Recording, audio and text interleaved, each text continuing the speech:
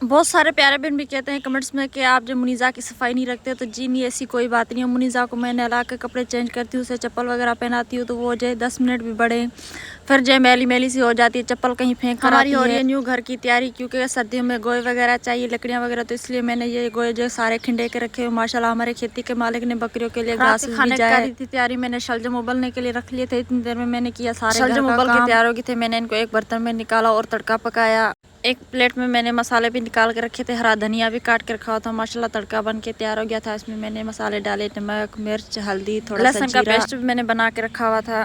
मैं शाम के 5-6 बजे खाना रेडी कर लेती हूँ, क्योंकि हमारे यहाँ बिजली वगैरह नहीं है, तो इसलिए रात के टाइम जो बहुत ज़्यादा मुश्किल होती है।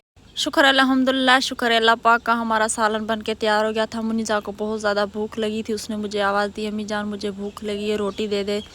तो उसे मैंने थोड़ा सा सालन दिया, दोपहर की रोटी पड़ी हुई थी। मुनीज़ा बैठ के रोटी खा रही थी तो इतनी देर में बाहर से भैंस आ गई। मैंने उसको पानी पिला के बांधा, आटा गूंद के रोटी बनाना शुरू कर दी। जो बे औलाद है, अल्लाह पाक उनको नेक औलाद से नवाजे। अल्लाह पाक आप लोगों को खुश रखे, आबाद रखे, जहाँ भी रहें खुश रहें, आबाद रहें, हंसते रहें, मुस्कुराते रहें, आमीन।